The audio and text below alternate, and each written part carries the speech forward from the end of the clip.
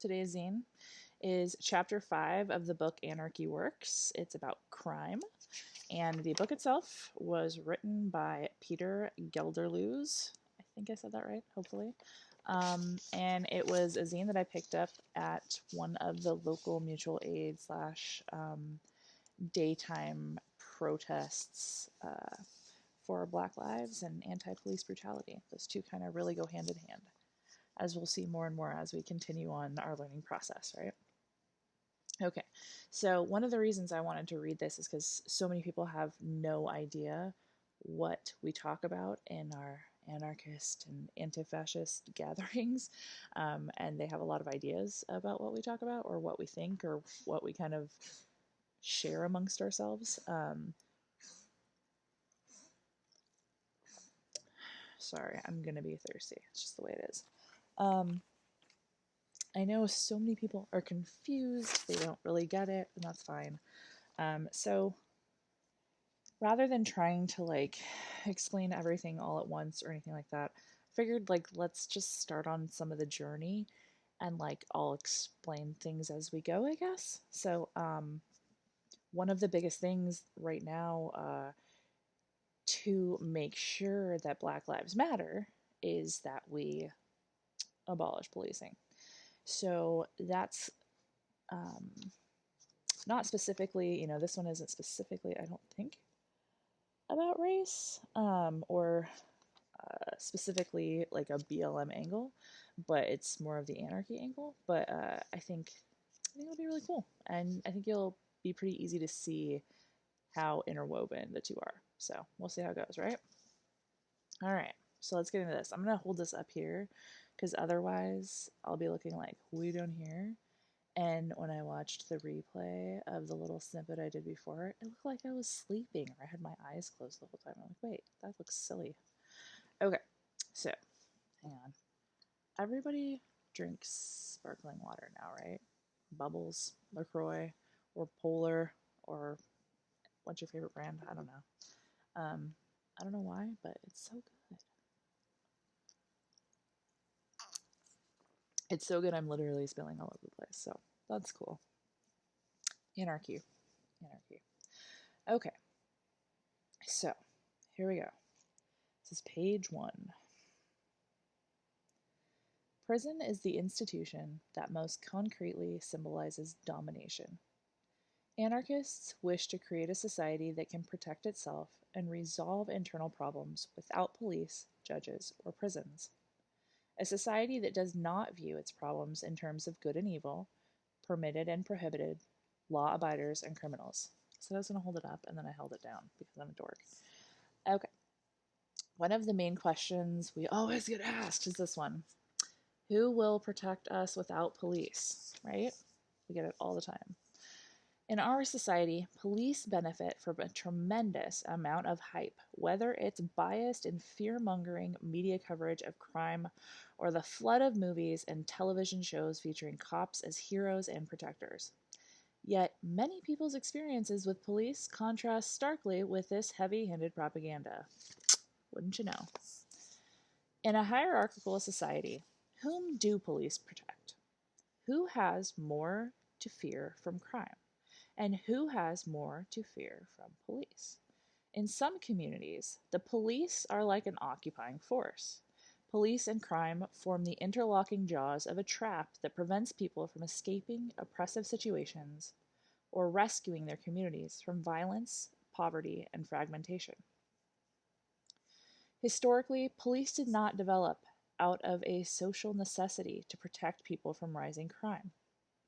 And side note, whoo, we will get into some of the resources on that because there are many, and you need to update yourself on the history of policing. It's not good. Back to this. In the United States, modern police forces arose at a time when crime was already diminishing.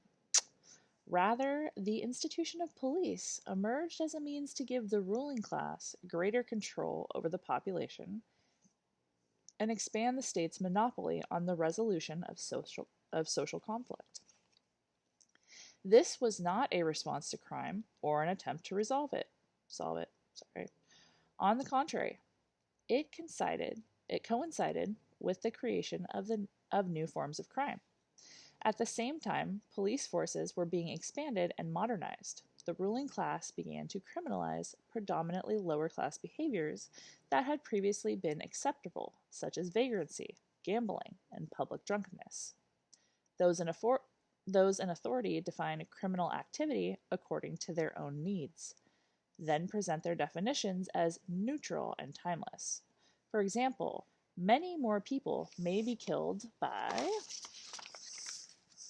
pollution and work related accidents than by drugs, but drug dealers are branded as a threat to society, not factory owners. And even when factory owners break the law in a way that kills people, they are not sent to prison. Weird. Today, over 2/3 of prisoners in the US are locked up for nonviolent offenses. It is no surprise that the majority of prisoners are poor people and people of color, given the criminalization of drugs in immigration, the disproportionately harsh penalties for the drugs typically used by poor people, and the greater chance of people of color having been convicted or sentenced more harshly for the same crimes. Likewise, the sorry, trying not to read too fast and like run out of breath, not used to reading on the spot. And I'm trying not to edit this, so we'll see.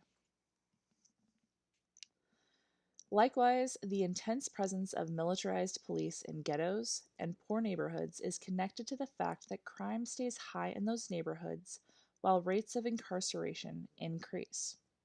The police and prisons are systems of control that preserve social inequalities, spread fear and resentment, exclude and alienate whole communities, and exercise extreme violence against the most oppressed sectors of society.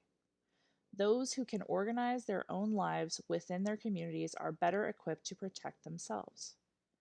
Some societies and communities that have won autonomy from the state organize volunteer patrols to help people in need and discourage aggressions. Unlike the police, these groups generally do not have coercive authority or a closed bureaucratic structure and are more likely to be made up of volunteers from within the neighborhood. They focus on protecting people rather than property or privilege. And in the absence of a legal code, they respond to people's needs rather than inflexible protocol. Other societies organized against social harm without setting up specific institutions. Instead, they utilize diffuse sanctions, responses and attitudes spread throughout the society and propagated in the culture to promote a safe environment.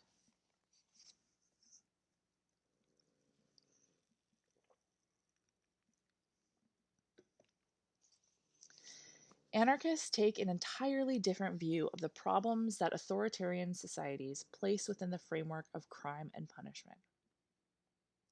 A crime is the violation of a written law, and the laws are imposed by elite bodies. In the final instance, the question is not whether someone is hurting others, but whether she is disobeying the orders of the elite. As a response to crime, punishment creates hierarchies of morality and power between the criminal and the dispensers of justice. It denies the criminal the resources he may need to reintegrate into the community and to stop hurting others.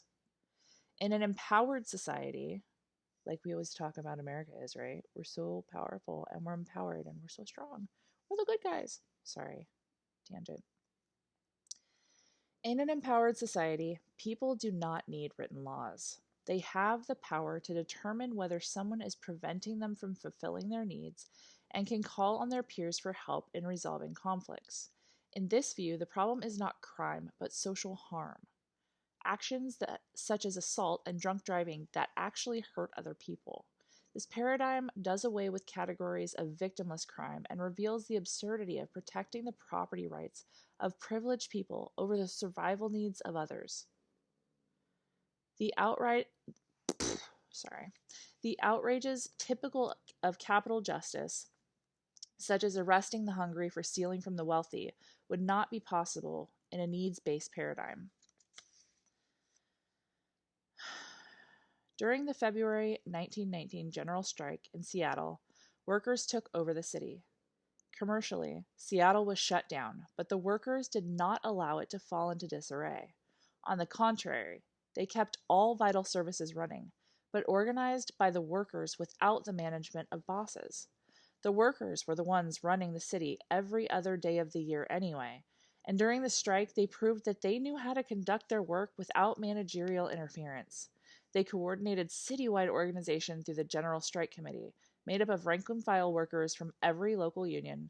The structure was similar to, and perhaps inspired by, the Paris Commune. Union locals and specific groups of workers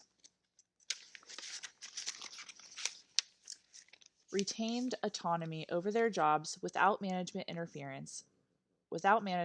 interference from the committee or any other body. Workers were free to take initiative at the local level. Okay, I edited, so sue me. I mean, please don't sue me. I don't want to be sued. I don't have any money anyway. Okay. Milk wagon drivers, for example, set up a neighborhood milk distribution system the bosses, restricted by profit motives, would have never allowed. The striking workers collected the garbage, set up public cafeterias, distributed free food, and maintained fire department services. They also provided protection against antisocial behavior, robberies, assaults, murders, rapes, the crime wave authoritarians always forecast. A city guard comprised of unarmed military veterans walked the streets to keep watch and respond to calls for help, though they were authorized to use warnings and persuasion only. Aided by feelings of solidarity that created a stronger social fabric during the strike, the volunteer guard were able to maintain a peaceful environment, accomplishing what the state itself could not. This context of solidarity, free food, and empowerment of the common person played a role in drying up crime at its source. Marginalized people gaining opportunities for community involvement, decision making, and social inclusion that were denied to them by the capitalist regime. The absence of the police, whose presence emphasizes class tensions and creates a hostile environment, may have actually decreased lower class crime. Even the authorities remarked on how organized the city was. Major General John F. Morrison, stationed in Seattle, claimed he had never seen a city so quiet and orderly. Quote, the strike was ultimately shut down by the invasion of thousands of troops and police deputies, coupled with pressure from the Union leadership. In Oaxaca City in 2006, during the 5 months of autonomy at the height of the revolt, the APPO, the Popular Assembly organized by the striking teachers and other activists to coordinate their resistance and organize life in Oaxaca City, established a volunteer watch that helped keep things peaceful in especially violent and diverse circumstances. For their part, the police and paramilitaries killed over 10 people. This was the only bloodbath in the absence of state power.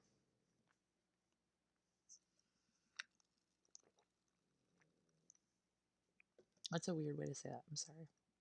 For their part, the police and paramilitaries killed over 10 people. I don't know if that was 11, 12. I don't know. I mean, 10's a lot.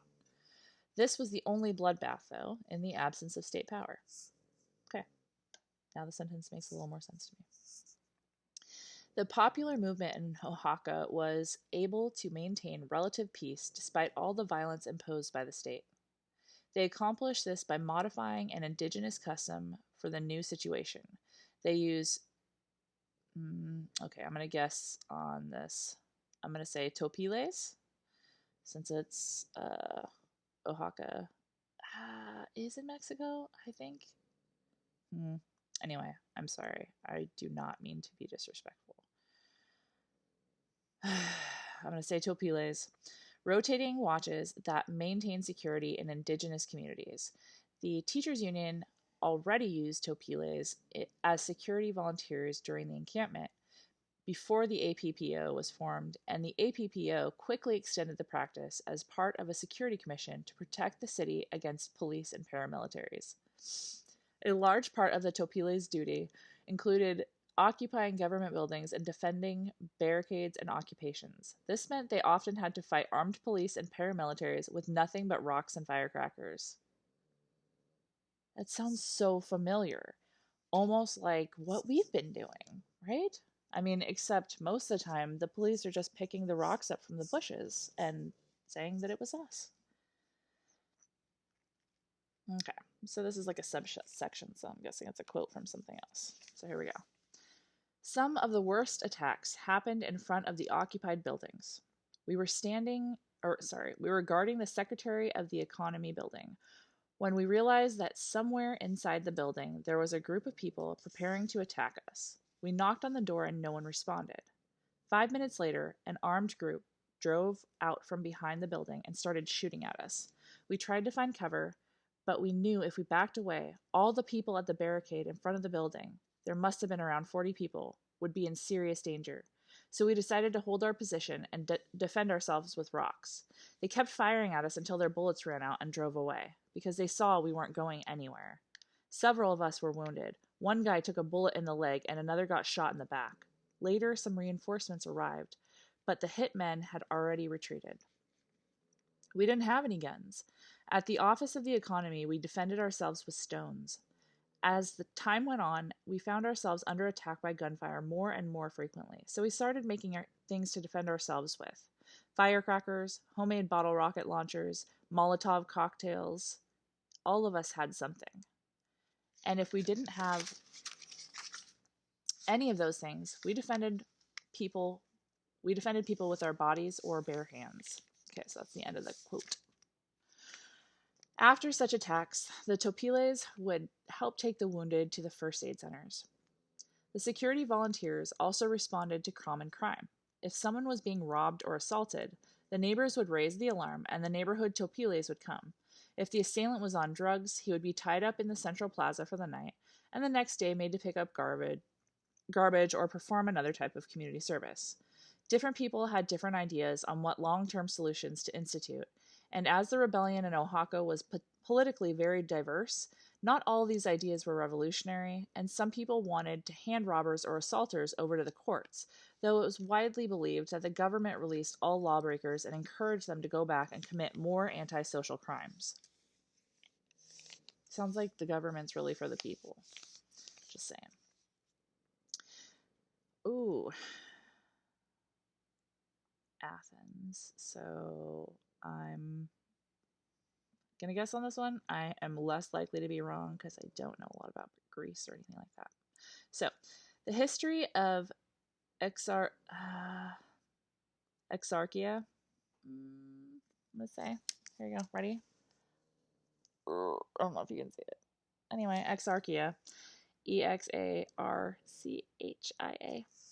A neighborhood in central Athens shows throughout the years that the police do not protect us, they endanger us.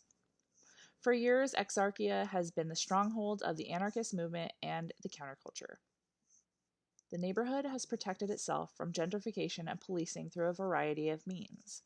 Luxury cars are regularly burned if they are parked there overnight. After being targeted with property destruction and social pressure, shop and restaurant owners no longer try to remove political posters from their walls, kick out vagrants, or otherwise create a commercial atmosphere in the streets. They have conceded that the streets belong to the people. Undercover cops who enter Exarchia have been brutally beat on a number of occasions. During the run-up to the Olympics, the city tried to renovate Exarchia Square to turn it into a tourist spot rather than the local hangout. The new plan, for example, included a large fountain and no benches. Neighbors began meeting and came up with their own renovation plan and informed the construction company that they would use the local plan rather than the city government's plan. Repeated destruction of the construction equipment finally convinced the company who was the boss. Sorry, I have to sit back because my leg is cramping. The renovated park today has more green space, no touristry information, and nice new benches.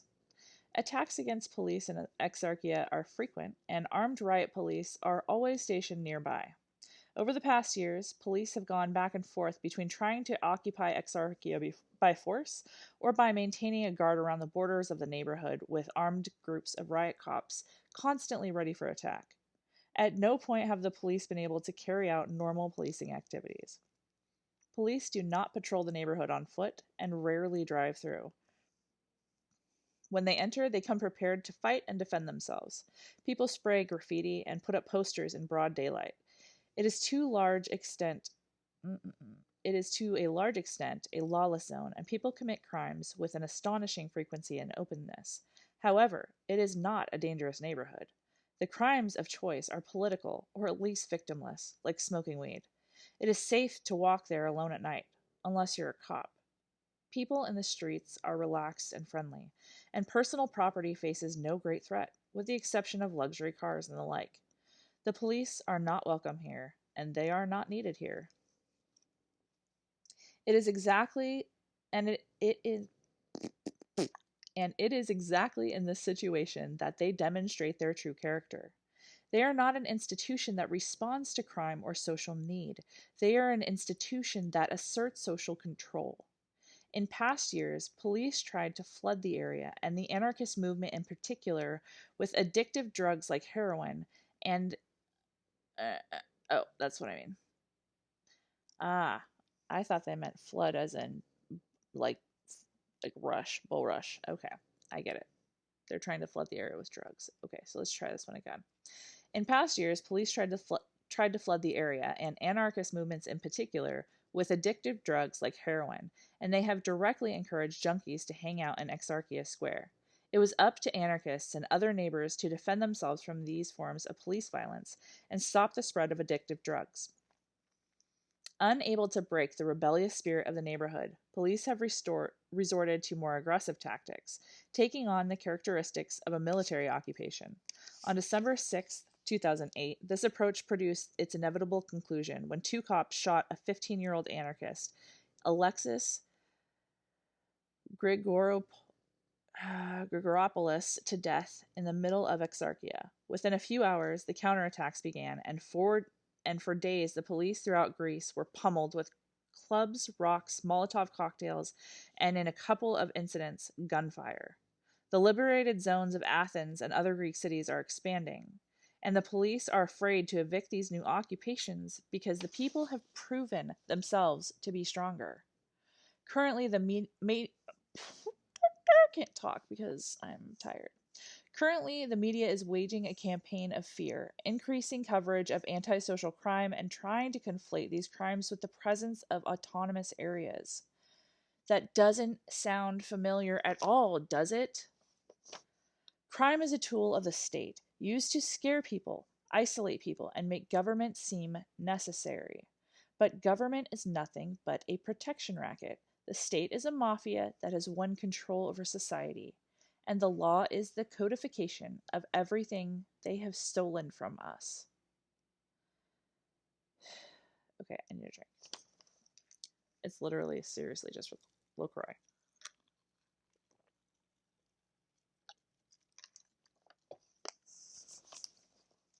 Okay. Where are we at? I say okay a lot, I'm sorry. I also say that a lot. Okay. The Rotuman are a traditionally stateless people who live on the island of Rotuma in the South Pacific, north of Fiji. According to anthropologist Alan Howard, members of this sedentary society are socialized not to be violent. Cultural norms promote respectful and gentle behavior towards children. Physical punishment is extremely rare and is almost never intended to actually hurt the misbehaving child.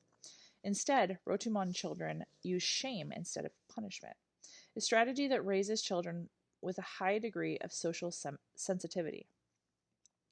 Adults will especially shame children who act like bullies, and in their own conflicts, adults try very hard not to make others angry. From Howard's perspective, as an outsider from a more authoritarian West, children are given an astonishing degree of autonomy, and the principle of personal autonomy extends throughout the society. Not only do individuals exercise autonomy within their households and communities, but villages are also autonomous in relation to another, and districts are essentially autonomous political units. The Rotuman themselves probably describe their situation with different words, though we could find no insider accounts. Perhaps they might emphasize the horizontal relationships that connect households and villages, but to observers raised in Euro American culture and trained in the belief that a society is only held together by authority, what stands out most is the autonomy of the different households and villages. The Rotumon currently exist under an imposed government. They avoid contact with it and dependence on it. It is probably no coincidence that the Rotumon murder rate stands at the low level of 2.02 per 100,000 people per year, 3 times lower than in the US. And Howard describes the Rotumon view of crime as being similar to that as many other stateless peoples, not as the violation of a code or statute, but as something causing harm or hurting social bonds. That makes so much sense. It just does. Accordingly, mediation is important to solving disputes peacefully. Chiefs and subchiefs act as mediators, though distinguished elders may intervene in that role as well. Chiefs are not judges, and if they do not appear impartial, they will lose their followers, as households are free to switch between groups. The most important conflict resolution mechanism is the public apology. The public apology has great weight attached to it. Depending on the seriousness of the offense, it may be accompanied by a ritual peace offering as well. Apologizing properly is honorable, while denying an apology is dishonorable. Members maintain their standing and status in the group by being accountable, by being sensitive to group opinion, and resolving conflict. If some of the people acted in a way that we might expect in a society based on police and punishment, they would isolate themselves and thus limit their harmful influence. What? If people act. Oh. I don't get that sentence very much, but okay. All right. For 2 months in 1973, maximum security prisoners in Massachusetts showed that supposed criminals may be less responsible for the violence in our society than their guards. After the prison massacre in Attica in 1971 focused national attention on the dramatic failure of the prison system to correct or rehabilitate people convicted of crimes, the governor of Massachusetts appointed a reformist commissioner to the Department of Corrections. Meanwhile, the inmates of Walpole State Prison had formed a prisoners' union. Their goals included protecting themselves from the guards, blocking the attempts of the prison administrators to institute behavioral modification programs, and organizing prisoners' programs for education, empowerment, and healing. They sought more visitation rights, work or volunteer assignments outside the prison, and the ability to earn money to send to their families. Ultimately, they hoped to end recidivism, ex-prisoners getting convicted again and returning to prison, and to abolish the prison system itself. Black prisoners had formed a Black Power education and a cultural group to create unity and counter the racism of the white majority. And this proved instrumental in the formation of the Union in the face of the repression from guards. First of all, they had to end the race war between the prisoners, a war that was encouraged by the guards. Leaders from all groups of prisoners brokered a general truce, which they guaranteed with the promise to kill any inmate who broke it. The prison union was supported by an outside group of media-savvy civil rights and religious activists, though communication between the two groups was sometimes hampered by the latter's service provider mentality and orthodox commitment to nonviolence. It helped that the corrections commissioner supported the idea of the prisoners' union rather than opposing it outright, as most prison administrators would have. Early on in the life of the Walpole Prisoners' Union, the prison superintendent attempted to divide the prisoners by putting the prison under arbitrary lockdown, just as the Black prisoners were preparing their Kwanzaa celebration. The white prisoners had already had their Christmas celebrations undisturbed, and the Black prisoners had spent all day cooking, eagerly anticipating family visits. In an amazing display of solidarity, all prisoners went on strike, refusing to work or leave their cells. For 3 months, they suffered beatings, solitary confinement, starvation, denial of medical care, addiction to tranquilizers handed out by the guards, and disgusting conditions as excrement and refuse piled up in and around their cells. But the prisoners refused to be broken or divided. Eventually, the state had to negotiate. They were running out of license plates Walpole prisoners normally produced, and they were getting bad press over the crisis. The prisoners won their first demand. The prison superintendent was forced to resign. Quickly, they won additional demands for expanded visitation rights, furlough, self-organized programs, review and release of those in segregation, and civilian observers inside the prison.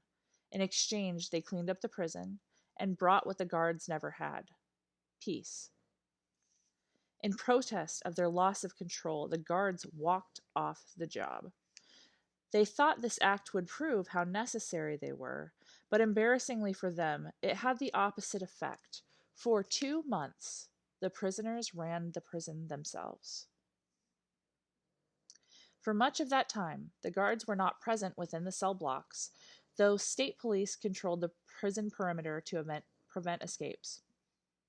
Civilian observers were inside the prison 24 hours a day, but they were trained not to intervene. Their role was to document the situation, talk with prisoners, and prevent violence from guards who sometimes entered the prison. One observer recounted, quote, "The atmosphere was so relaxed, not at all what I expected. I find that my own thinking had been so conditioned by society and the media. These men were not animals, and they are not dangerous maniacs. I found my own fears were really groundless." End quote. Another observer insisted, "It is imperative that none of the personnel formerly in Block 9, a segregation block, ever return. It's worth paying them to retire. The guards are a security problem."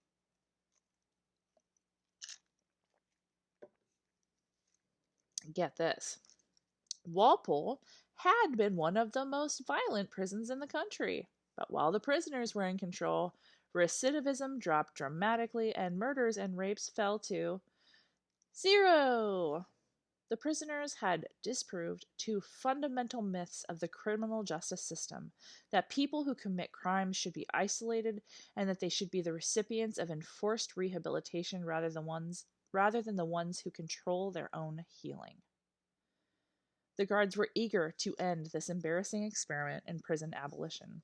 The guards union was powerful enough to provoke a political crisis, and the corrections commissioner could not fire any of them, even those who engaged in torture or made racist comments to the press.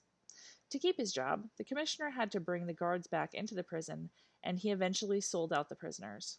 Major elements of the power structure, including the police, guards, prosecutors, politicians, and the media, opposed the prison reforms and made them impossible to achieve within democratic channels. The civilian observers unanimously agreed that the guards brought chaos and violence back to the prison, and that they intentionally disrupted the peaceful results of the prisoner self-organization. In the end, to crush the prisoners' union, the guards staged a riot, and the state police were called in, shooting several prisoners and torturing key organizers. The most recognizable leader of the black prisoners only saved his life through armed self-defense. Many of the civilian observers and the corrections commissioner, who was soon forced out of his job, ultimately came to favor prison abolition. The prisoners who took over Walpole continued to fight for their freedom and dignity, but the guards union ended up with greater power than before. The media ceased talking about prison reform, and as of this writing, the Walpole prison, now MCI Cedar Junction, still warehouses, tortures, and kills people who deserve to be in their communities, working towards a safer society. Okay. Let's see how we're doing. We are not halfway yet, and we're up to this next section. So what about gangs and bullies? So I'm going to end tonight's reading here, and we will continue on tomorrow. Probably tomorrow.